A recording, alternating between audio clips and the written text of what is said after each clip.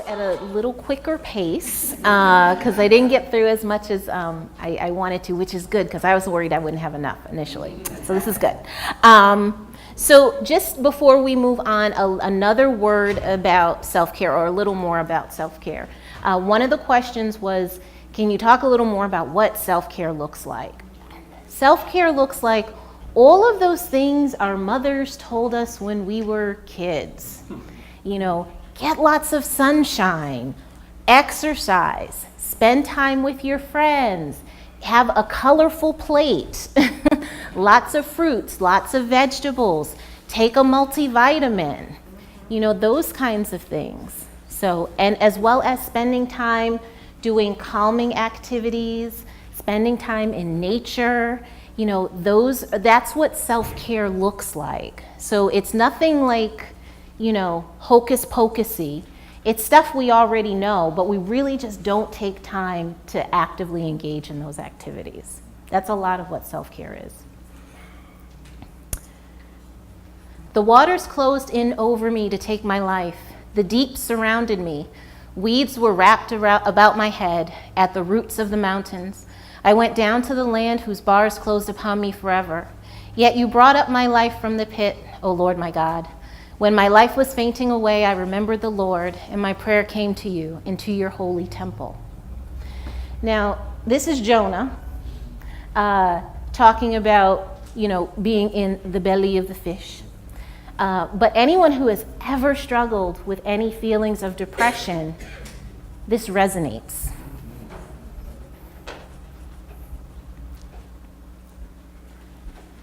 Again, when we look at depression, you know, we all have periods in our life where we feel down, where we feel just not quite ourselves. What constitutes depression is the length of time that it lasts and the depth of it. Some common symptoms of depression are loss of interest or loss of pleasure in all activities. You know, you used to love to go to the mall and shop, and now just the thought of getting out of your bed feels exhausting. Change in appetite or weight.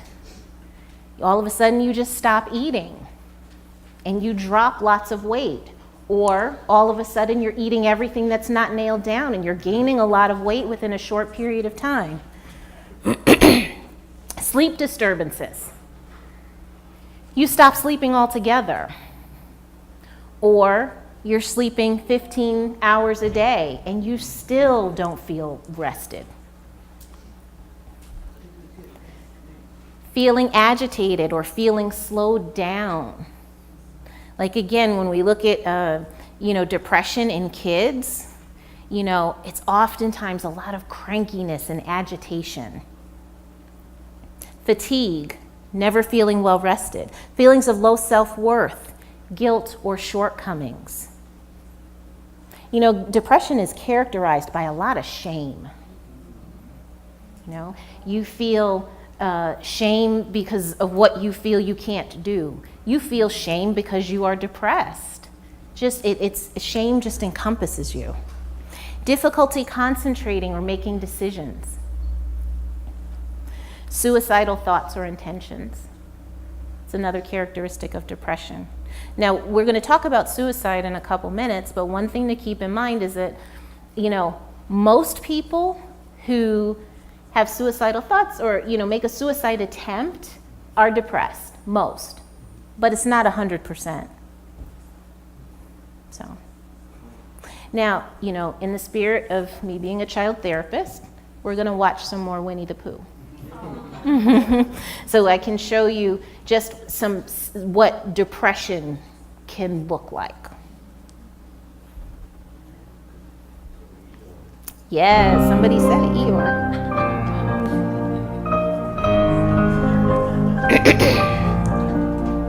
Good morning, Pooh Bear. If it is a good morning, we tried to help. However, did I get your tail back on properly, Eeyore? No matter. Most likely lose it again anyway. Poor dear. You know, I may have just the thing. Up, up, up you go. There you are. It's an awful nice tale, Kanga. Much nicer than the rest of me. It's not much of a tale, but I'm sort of attached to it. Not much of a house. Just right for not much of a donkey. Might take a day or two, but I'll find a new one. End of the road. Nothing to do. And no hope of things getting better. Sounds like Saturday night at my house.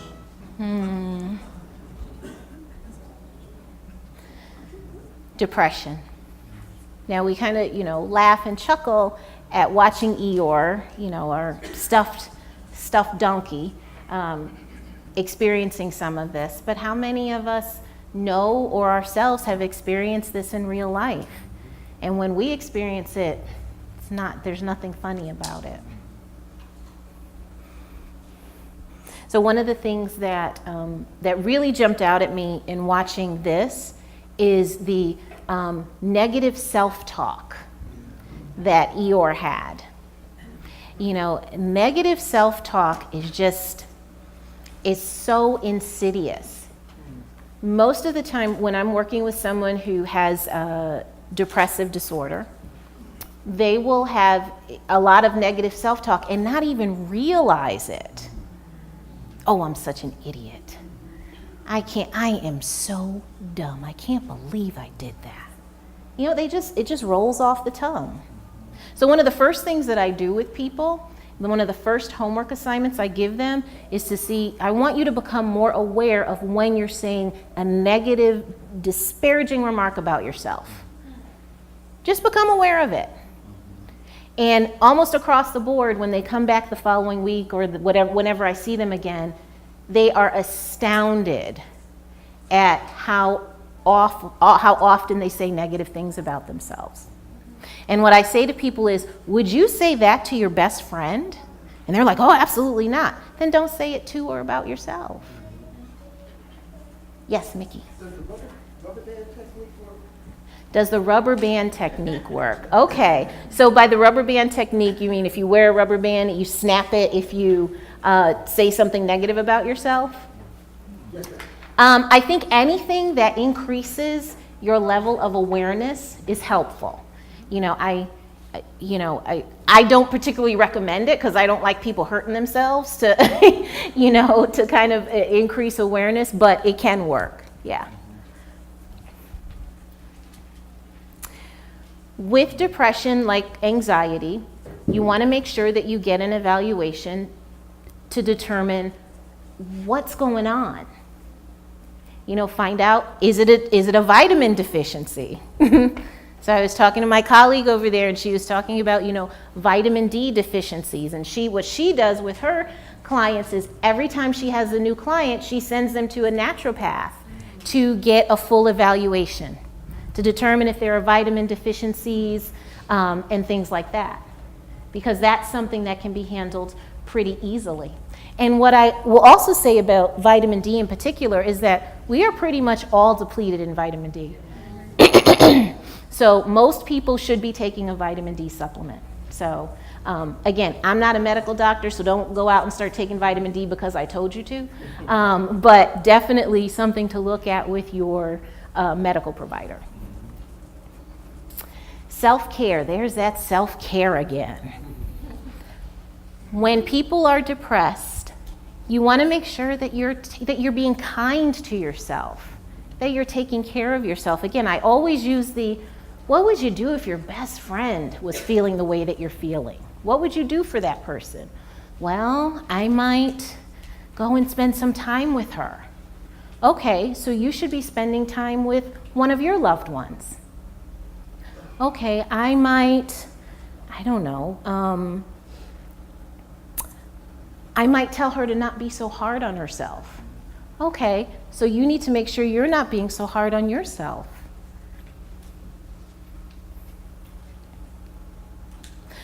With self-care with depression, you really want to be so careful of what you say to yourself, how you do the things that you do, etc.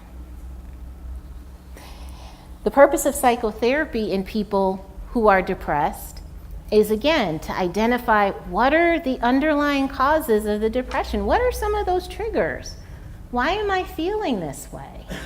Was it something that happened in, my childhood? Was my mother always telling me how worthless I am? And did I, internalize that? And now that's my narrative, that's my belief system.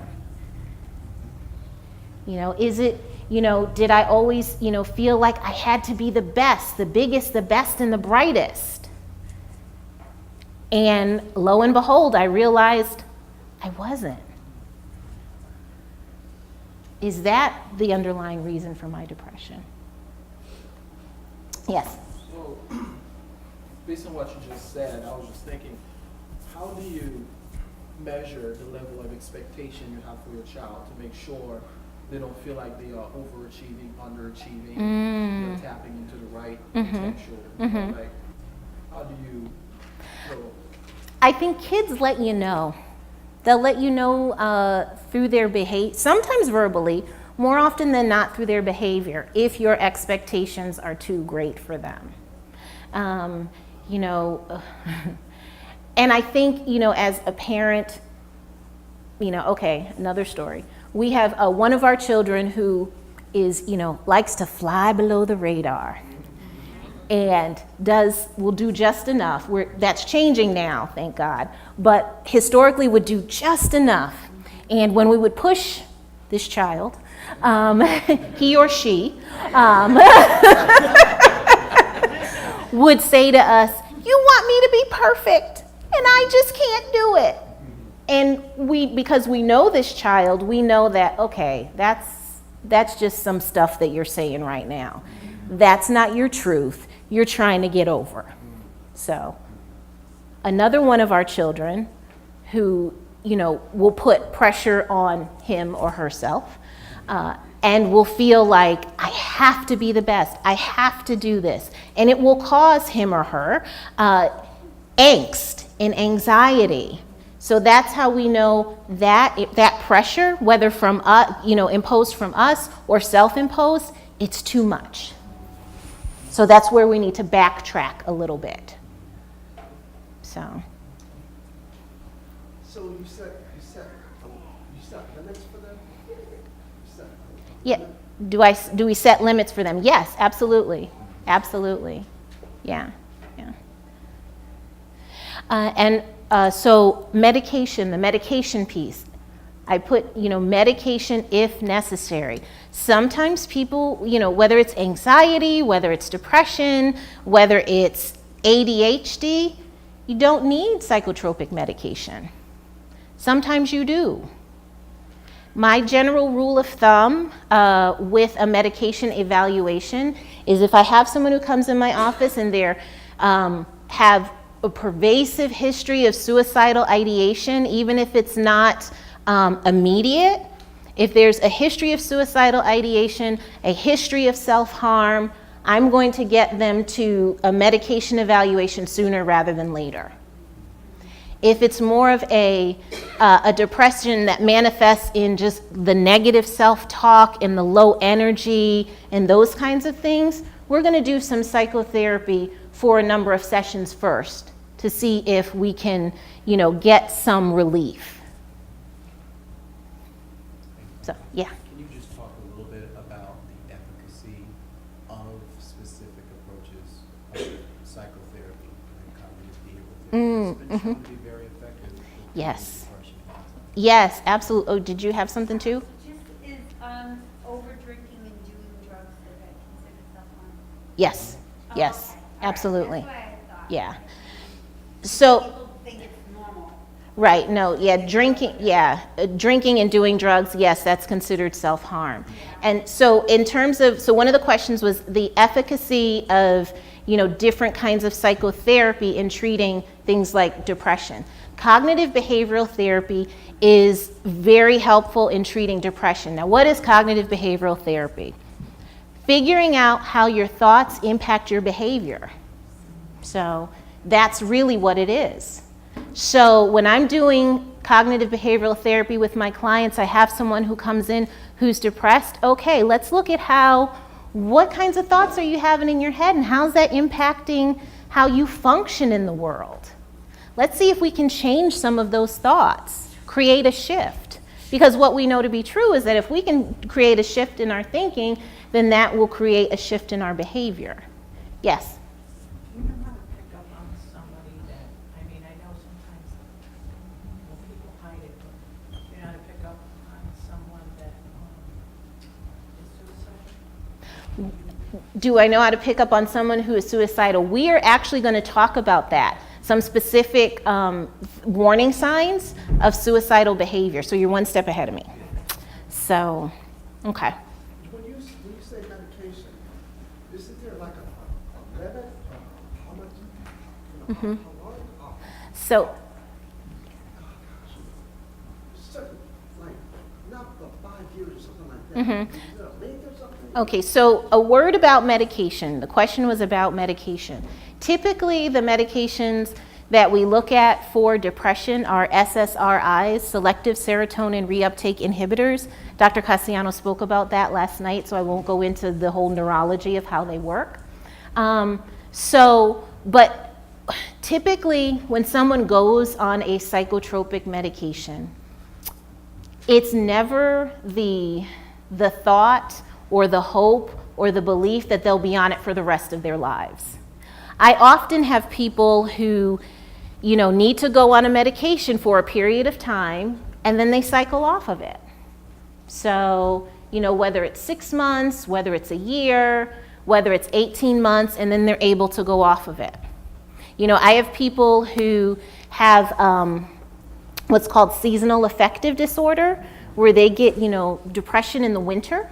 So what we do is, we work proactively, and in like October of the year, they may go on a low dose SSRI, and they'll take it into spring, and then they'll go off of it. So, yeah. So, okay, switching gears to suicide. Suicide is a leading cause of death in the U.S. It was the 10th leading cause of death overall in the United States, the second leading cause of death among individuals between 10 and 34, and the fourth leading cause of death among individuals between the ages of 35 and 54.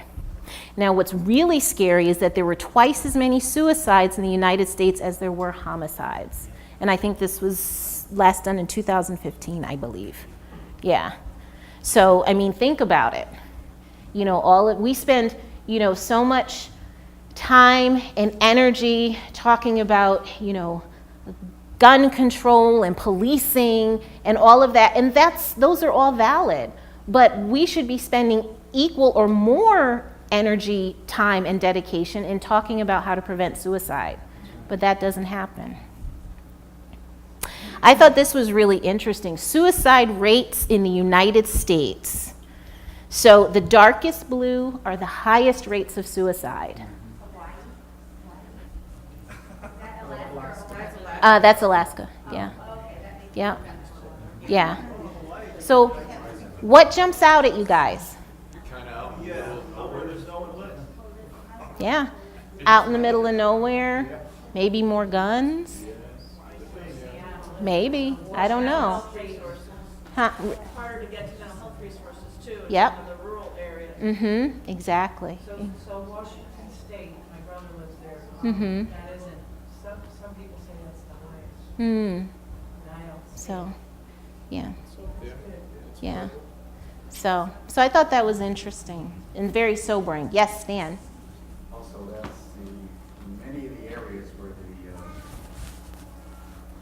Indians, Yep. and their suicide rate is more than twice of what the normal. So there's a lot of that in there. Yep. So what are some of the warning signs of suicidal behavior? So when do you need to become concerned?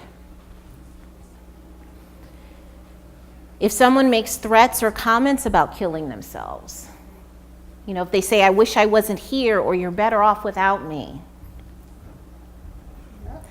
If someone's using increased alcohol or drug use, that can be a sign. Aggressive behavior can also be a warning sign of suicide. Social withdrawal from friends and family. Dramatic mood swings can be indicative of someone who's just not feeling stable, and therefore can be a warning sign for suicide. Preoccupation with talking, writing, or thinking about death. Oftentimes, you know, just again, anecdotally, this is what we see in our adolescent population. You know, teens who, you know, put on social media, you know, lots of writings about suicide. You know, I had again, another client who, her mom, a teenage girl, mom called me in a panic, needing to get her in because she, I guess, I don't know what, she was, her Instagram or whatever, I don't know.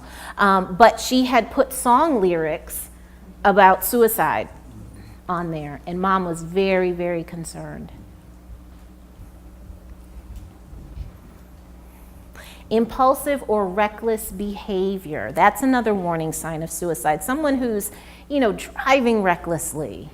Someone who just, it seems like, you know, we joke about, it's like, oh, you act like you're taking your life in your own hands. You know, we may joke about it, but that's a real concern. It's a warning sign. And again, with our younger people, you know, that's what we tend to see. Yes, Mickey? The man that shot the people in the movie house, he had a lot of writing before he actually did that. Mm-hmm. And they found that out as a warning sign. Mm-hmm. He's going to do this. So my question is, when he's trying to take away his lives, not only his, there's a warning sign there. Mm-hmm. We should catch it. We should notice. Mm-hmm. So with that increasing today as it has been for years, do you find that more of an increase? Right. So the question is, do I find more of an increase in people writing or saying, you know, suicidal or homicidal threats? Yes, absolutely. Absolutely. Yeah. Yeah. Yes.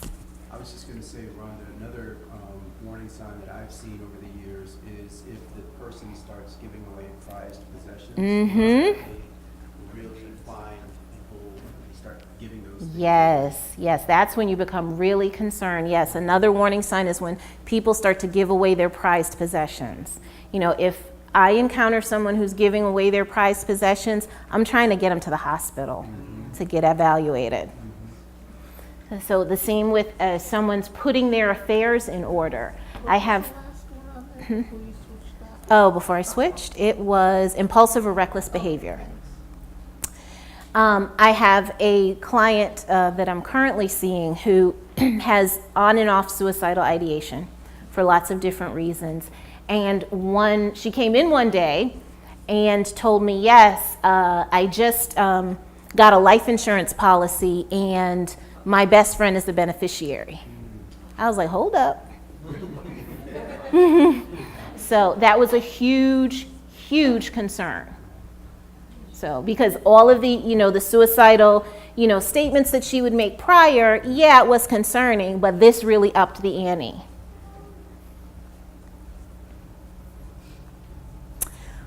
When a person's mood shifts from despair to calm, that's a huge, huge warning sign. So you may think, wow, so-and-so has really turned a corner. They're getting better. No, so-and-so has just decided that this is the plan. So they feel at peace about it. So they start planning, possibly looking around to buy, steal, or borrow the tools needed to commit suicide. The client that got her a life insurance policy and listed her best friend as a beneficiary, she has been contemplating getting a conceal and carry permit. So she hasn't done it yet, but she's seriously contemplating it. Yes. So at what point do you as the clinician feel the duty to warn? Like, it's so precarious, this. It is. How do you feel about that when a client like discloses that information to you? Do you like, all right, I gotta call her. This person's safe. It's very difficult, and I've been in so I'll tell you a couple of stories. I had one client, a male client, who was very depressed. He came into my office for a session, again, talking about the ADLs being poor. He hadn't bathed, he hadn't brushed his teeth, his hair was disheveled, and this was someone who historically was very neat as a pin. He came in, presented that way, and told me, I am going to kill my wife. And I'm like, well, I understand you're angry. No, I'm going to kill her. When I leave here, I'm going to go home, and I'm going to kill her. Okay. So I called 911. And the police came, and luckily he voluntarily went to the hospital, got the help he needed, and today, you know, with lots and lots and lots and lots of work, he's a different person. That included divorce? Yes, it did, actually. It did include a divorce. But with the duty to warn, I called 911, and I also called his wife and told her what was up. So with this the other situation where I have the client who is looking to, you know, get a conceal and carry permit, I've done all of that. I've called family members and made them aware of her suicidality. I have contacted 911. You know, she goes to the hospital. She, you know, puts on an Academy Award-winning performance, is discharged, and then she's back on my doorstep. So, you know, in those circumstances, I look, you know, with some people, as a clinician, I have to manage my expectations. And so what I do know about her is that if I say to her at the end of the session, I will see you next week, if she says, yes, you will, I know she'll be there. If she says, I don't know that I'm going to be there next week, then I know I have to call someone, because she won't lie. Yeah, yeah. Yes? I don't know if you're gonna get there, but you and I will talk about this. There are many of our young people who are being exposed. Now, even my own son, who are being exposed to people committing suicide or the threat thereof. You know. What can parents here do?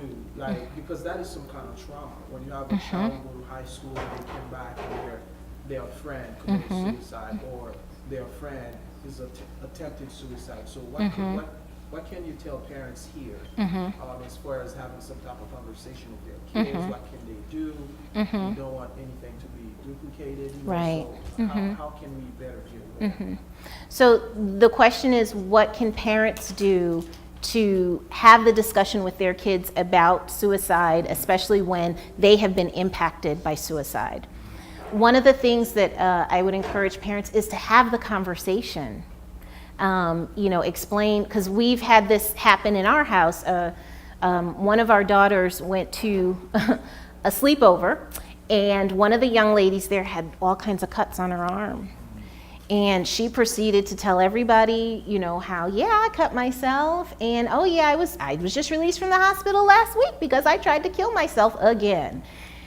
And our daughter, she was very, you know, she was traumatized. And we must have spent 4 days talking to her about that. Some kids, the conversation that, you know, we had with her is some kids are hurting. Some kids are in so much pain that they feel like this is their only outlet. This is their only resource. But you know that that's not true. You have mom and dad. You have, you know, this adult. You have that adult. Who can you talk to if you feel like that? Because sometimes life does get really hard. So what can you do?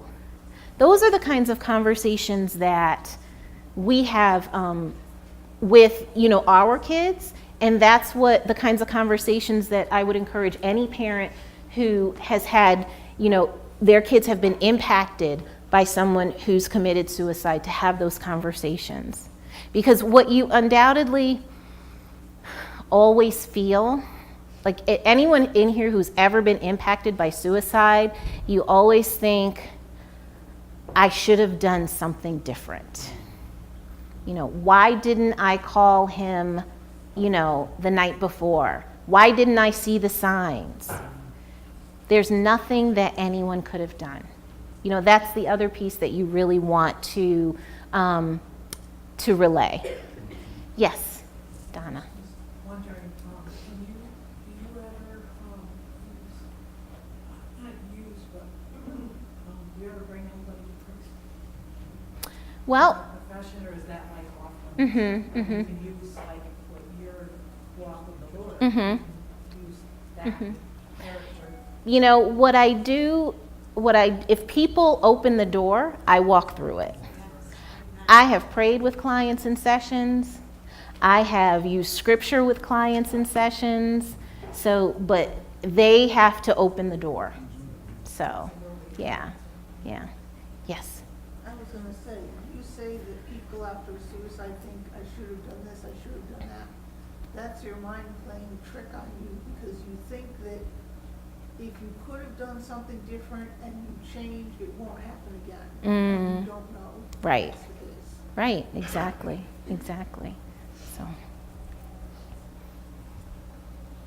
So when we talk about getting help immediately, what does that look like? If you are a teenager and one of your friends is talking about suicide, if they're implying, that they want to die, if you're seeing any of these warning signs, you've got to tell an adult. Tell your parents, tell a teacher. You see something on social media, tell someone. Use the same motto as Homeland Security. If you see something, say something.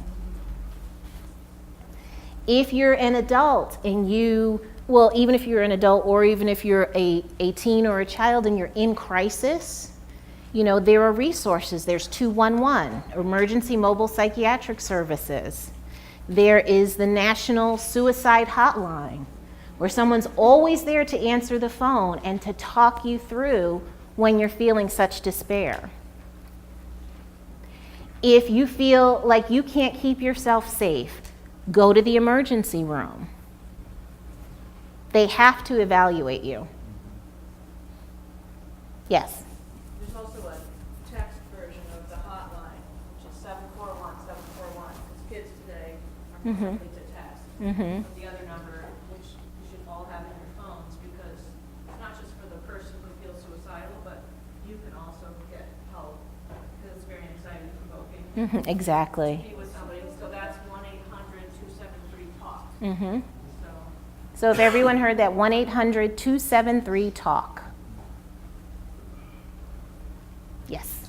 Rhonda, can you talk a little bit about whether or not you use no harm or safety contracting with someone who's had suicidal ideation? Yes. In my practice, the question was, do I ever use safety contracts with clients who express suicidal intentions? And the answer is yes, absolutely.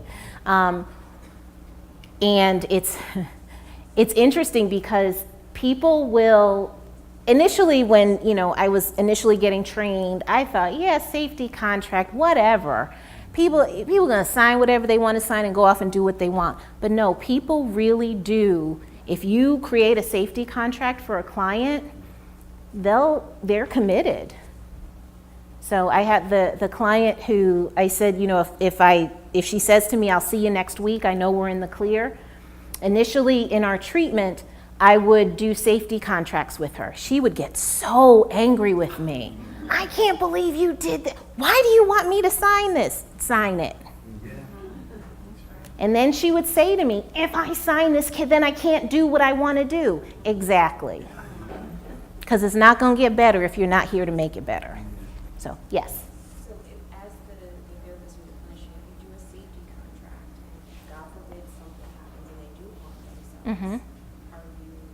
Yes, So the question is, if I do a safety contract and my client harms themselves, am I protected? The general answer is yes, you are protected. And you are also protected by your notes too, your clinical notes.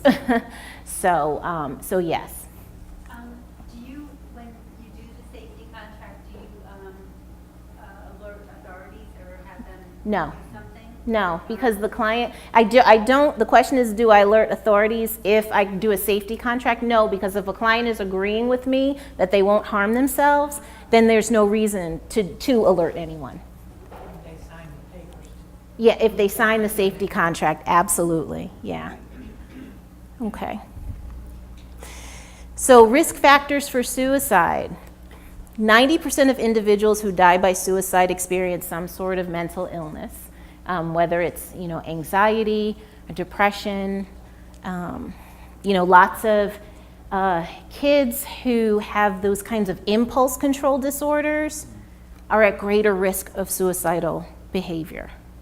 So, a real bad cocktail is a child with some kind of attentional stuff like an ADHD and a depressive disorder. When I worked in residential treatment as a director of crisis stabilization, we had a little boy who almost successfully jumped out of a second story window on my unit because, he had a lot of depression, but he also had a lot of impulse control issues. So.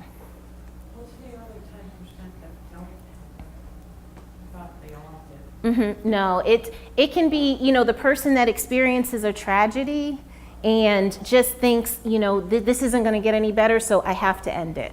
That kind of piece. Someone who, whether it's a loss of a loved one, whether it's financial issues, breakup, divorce, things like that.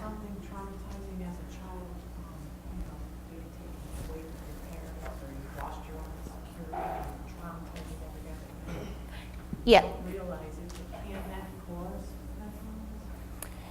from their behavior building walls? Well, yes. So what you're talking about is more of like a situation. We talked about having mental illness created situationally. So that's more of what you're talking about. A traumatic situation occurs, and then you develop an anxiety or depression based on that.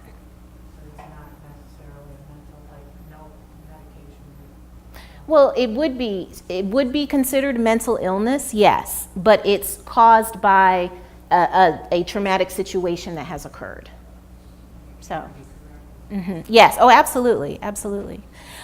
Substance abuse, people who abuse substances it can exacerbate suicidal thoughts. Intoxication. We often see people, who have committed suicide. They've been intoxicated at the time. And access to firearms is a big one, as well as chronic medical illness. Yes? And I think what's connected to that, Ron, is a lot of times when people are under the influence, those inhibitions are lower. Yes. And so they don't have those natural stops in place anymore. Yep, not thinking clearly. Yeah, absolutely. Risk factors continue. Gender. Women are more likely than men to commit suicide. To attempt suicide, but men are more successful. So, but what we're finding, I just saw an article last night, a research study that literally I think was just released maybe yesterday. Yeah, yesterday. You saw it? That the gender gap is shrinking. Yeah. So more women are attempting and successfully committing suicide. And women are now using more lethal means. So, another risk factor is a history of trauma. We talked, a little bit about trauma last night. We're going to talk some more about trauma in a minute. That's a risk factor for suicide. Isolation, when you don't have supports, you're at greater risk for suicidal thoughts and behaviors. I was looking at a research study that showed, if you are connected with a church community, you have a lower risk of suicidal thoughts and behaviors.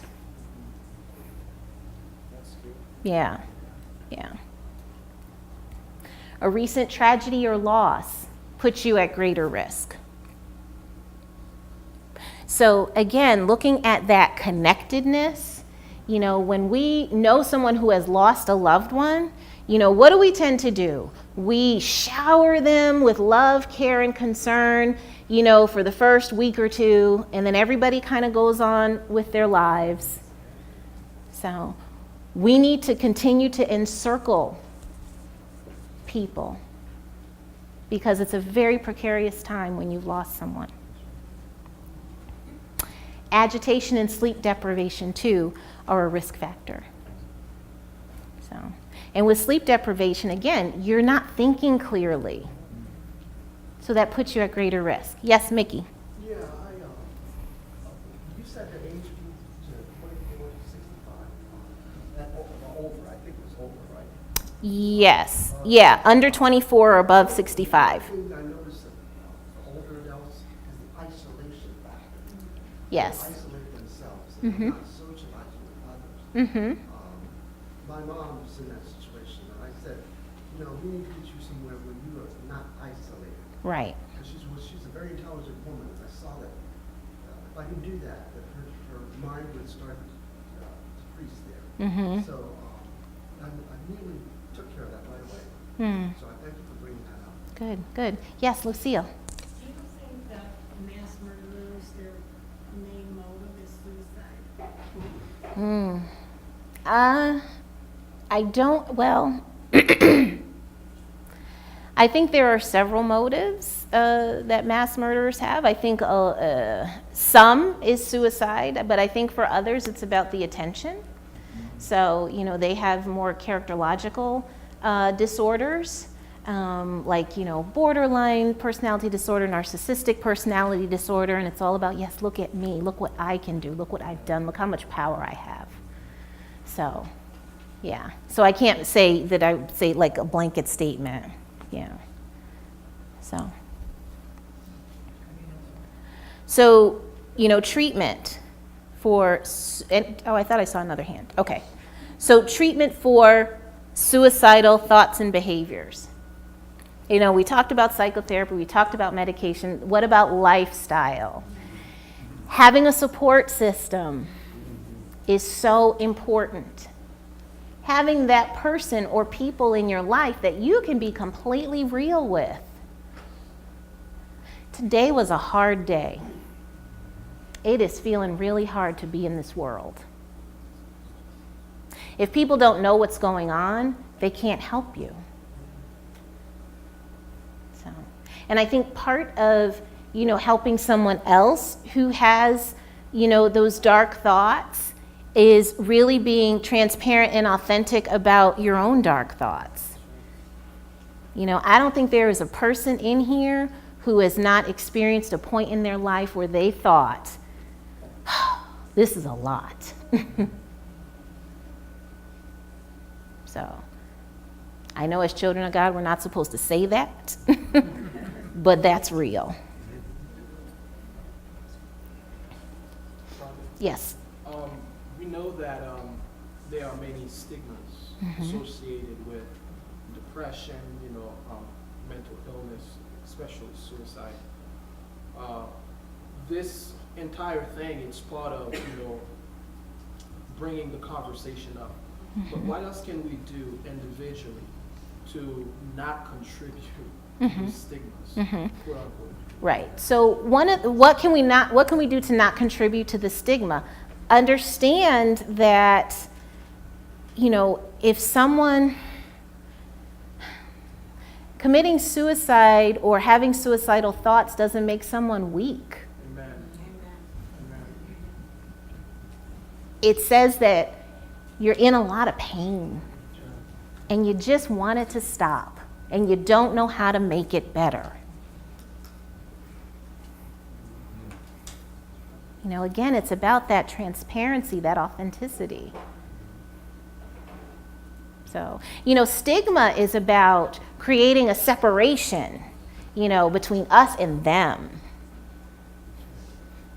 That's why, when we're talking about murderers and things like that. If you ever watch a documentary about someone who's a serial killer, it's all about finding out how are they separate from us. You know, what kind of dysfunction did they have in their childhood that made them prone to doing this? So it's creating that separation. But we are all more alike than different. You know, that's how we don't contribute to the stigma. Yes, Stacy. One thing I was going to say, my contribution of how not to contribute to the stigma is don't talk badly about mentally ill people because you don't know if you're talking to one of them. Right. Another thing is that most people will experience mental illness at one time in their life. Exactly. So, Yeah. for the grace of God, That's right. It might be next week, you might experience it. Right. We've all experienced it. Yeah.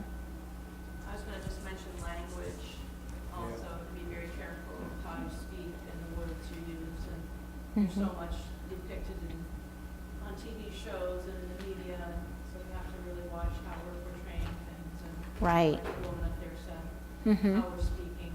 There's some language changes that need to be made and not labeling people. Right. People have an illness, they are not their illness. Exactly.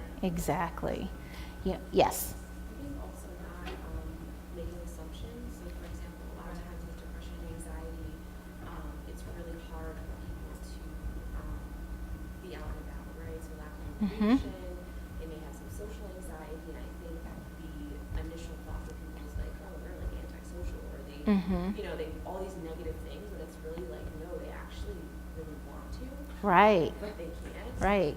And so just not making assumptions that like people are like, I don't know, choosing to be antisocial. Right. Or, like, not being around. Right. And what you're talking about, Jessica, is not judging, not passing judgment. So, all right, so we're going to switch gears just slightly and talk a little bit about trauma. Come unto me, all who are weary and heavy laden, and I will give you rest. Take my yoke upon you and learn from me, for I am gentle and humble in heart, and you will find rest for your souls. For my yoke is easy and my burden is light.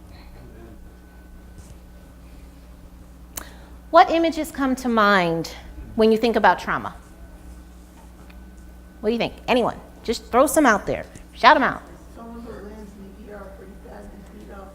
Okay, someone who lands in the ER pretty badly beat up. Someone who's had violence against them. Football? Oh, okay, football. All right. Okay, Mickey.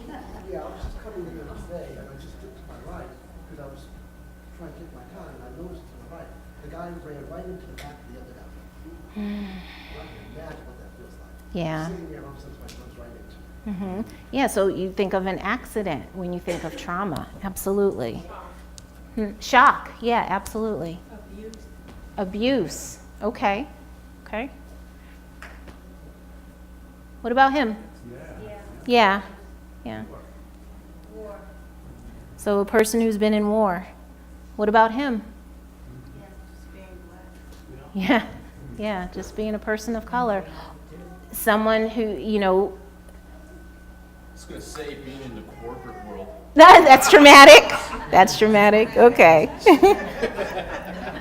What about her? Yeah. Yeah. What about her? Yeah. For those of you who don't know, that's my daughter, one of my daughters. Trauma, it looks different in everybody. Oftentimes when we think of trauma, we might think of the soldier coming back from Iraq or Afghanistan and having PTSD. We may not necessarily think, or we think of the person who's been beat up and ends up in the emergency room, or the person who's been subjected to domestic violence all their lives. We might not think of the little girl who's had to go through multiple medical procedures, or the mom who witnessed a tragedy with one of her kids, or the man who was abused by his mom as a child. How does trauma show up? I apologize, this is a little late. Full disclosure, I don't profess to be a trauma expert. I do my fair share of trauma work, but in my practice, I share office space with 2 trauma experts, one of whom literally travels the world teaching other clinicians how to do trauma work. So I borrowed this from her. So I'm going to read some of these things. So how does trauma show up? It can show up as depression or irritability, loss of interest, numbing, insomnia, emotional overwhelm, loss of a sense of the future, hopelessness, shame, nightmares, generalized anxiety, chronic pain, substance abuse, feeling unreal or out of body, self-destructive, loss of a sense of who I am. First story about trauma.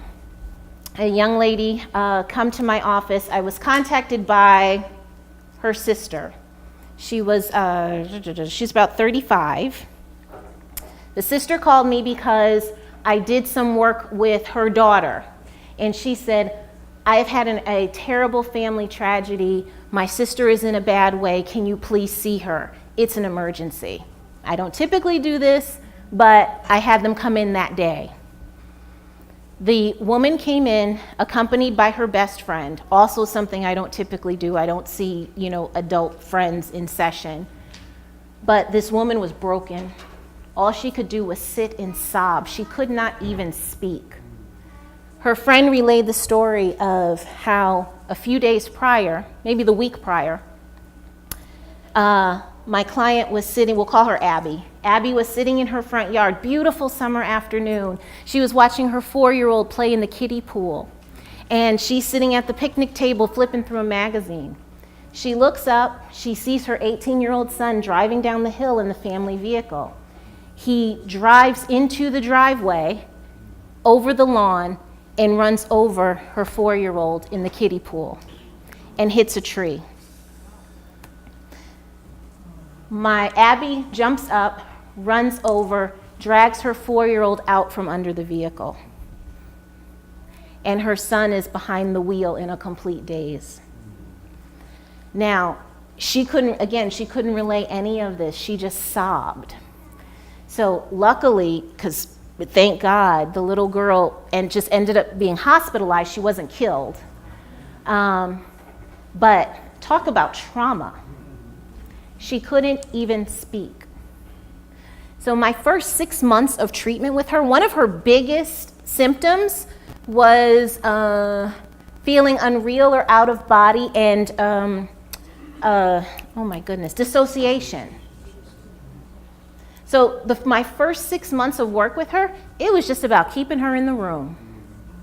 And I don't mean she physically got up and ran out of the room, but she would just zone out. If she was sitting there, she would have triggers of if an ambulance would go by, because my office isn't far from a fire station. So if an ambulance went by, she was gone. Any kind of talk about her kids, she was gone. So that's how trauma impacted her. Second trauma story. My daughter was diagnosed with a medical condition at 4.5. And at the start of that medical condition, it required her to get regular blood draws, sometimes once or twice a week. Now you can imagine what it's like to get blood from a 4-year-old. Doesn't even understand what's happening. So what the hospital, in all their wonderful wisdom, decided to do is to, it's called cocooning, where they wrapped her in a blanket, held her down while they drew her blood. So she would have to get this done once or twice a week for about, maybe like a month or two before we decided we are not coming back to this hospital, we're going somewhere else. But what she began to experience was nightmares. She would have nightmares of wolves. She would be laying down and unable to move, and wolves would be biting at her. And to this day, she has a pervasive fear of dogs. So that's how her trauma manifested. Third story, a man I began to see for anger management, of all things. Very accomplished man, highly educated, really good job. He got into a fist fight, I want to say in the Hamptons, and broke a man's nose, and the judge told him, you either get some therapy or you're going to jail. So he came to me. What we discovered is that he had, in my work with him, he started to disclose all of this horrific physical abuse that his mom, committed on him when he was a child. Just things that I can't even talk about in this setting. Shocking things. But he had blocked a lot of it out. So in our work together, he began to remember, and that's where how his trauma showed up. Lots of irritability, some depression, some self-destructive behavior, and aggression. When we look at our brain, and we're not going to stay here for too long because Dr. Cassiano did such a great job last night of talking about how our brain is made up. But we have the brainstem, the limbic system, and the frontal lobe. If everything is working we are firing on all cylinders, all of this is working together. What happens in trauma is that it's not working. Our frontal lobes, the thinking brain, the one where we can reason, it gets shut down entirely. When people experience trauma, it's not the memory of the trauma, they experience the feelings of the trauma over and over and over again. So when I work with people that have experienced trauma, like a trauma reaction, I talk about how, this trigger that you have, hearing this fire engine go by, it's not about the fire engine. Your body is going back to when you pulled your baby out from under your car. So, but your body feels the same way today, sitting in my office, just hearing that fire engine, as it did back then.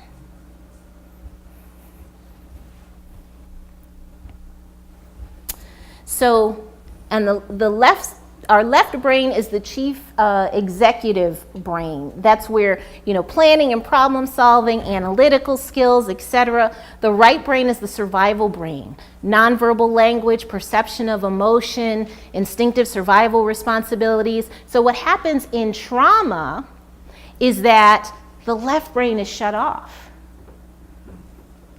All you're experiencing the feeling, you're experiencing the intensity, but you're not able to think and make sense of it.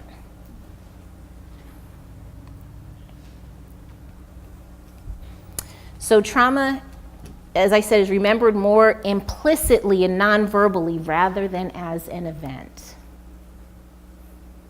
So we're not thinking, like my daughter wasn't thinking, oh yeah, I'm afraid of dogs now because I used to have those nightmares because I used to get all those blood draws and that made me scared. No, she's just thinking, a dog.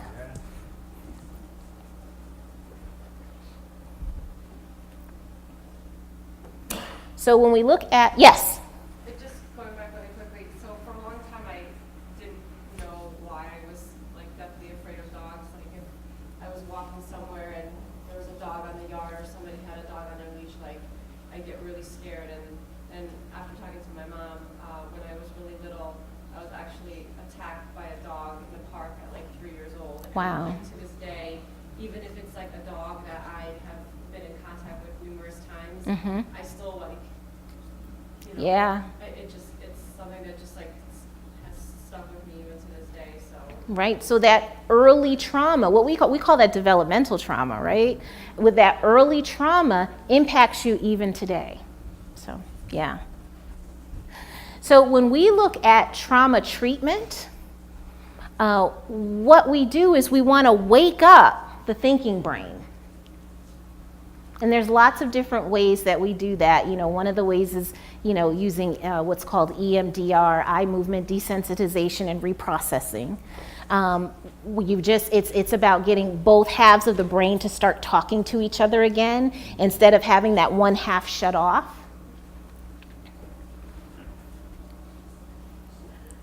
When I work with clients, one of the things, especially with the trauma history, one of the things I do is I spend a lot of work helping them to regulate. So again, when I talked about that client, spending all that time just getting her to stay in the room, I spent a lot of time just helping her to regulate.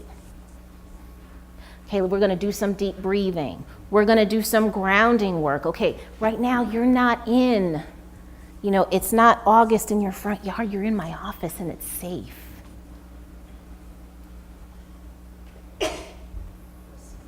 So first you do the regulation, and then you can engage the frontal lobe. Oftentimes, what happens in trauma is that instead of people being in the optimal arousal zone, they are either experience chronic hyperarousal or chronic hypoarousal. So in chronic hyperarousal, you're always panicked, you're always overwhelmed. Sometimes with my adolescent boys that come in to see me that have trauma histories that I have a good rapport with, they'll come in and I'll be like, put them up. Put up your dukes. And they'll be like, what? Because you always want to fight. So come on, let's just fight. But that's what it's like. You're always in that danger mode. Signs of chronic hypoarousal is when you're just not there. We often see that in people who have experienced a lot of sexual abuse. You dissociate, you're just not there. You ask them, what's going on? Oh, nothing. They just don't emote at all. Yes? Is daydreaming a form of related to trauma? Mm-hmm. Well, not necessarily. Again, it's about, no, I wouldn't say that daydreaming is about, no, that's not dissociation. Dissociation occurs when you're just not even aware of anything that's going on. You're not, because when you're daydreaming, you're still engaging your frontal lobe. So because you're actively thinking, when you're dissociating, that part is shut off. Yeah. And the important thing to keep in mind is, when people are experiencing these things, they're not crazy. It's how the brain protects you. So when in working with my client in whose daughter, I had to pull her out from under, she had to pull her out from under the car. And I will say I got permission from her to share her story.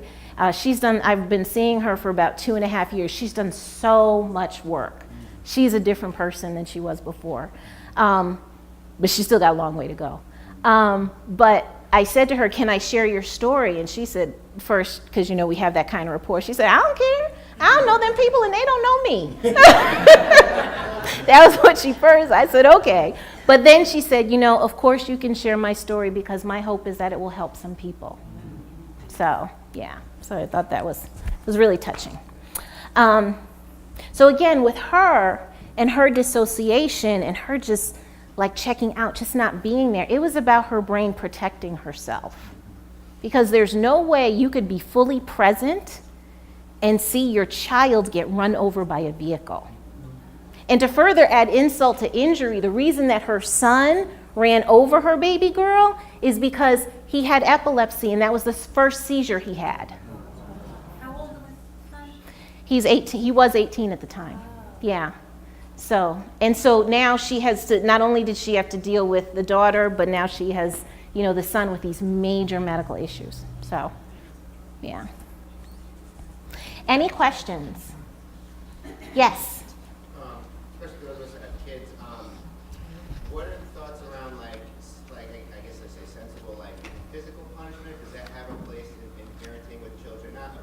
Mhm. but there's mixed feelings about that. I read a lot of articles. Like, what's your take on Mhm.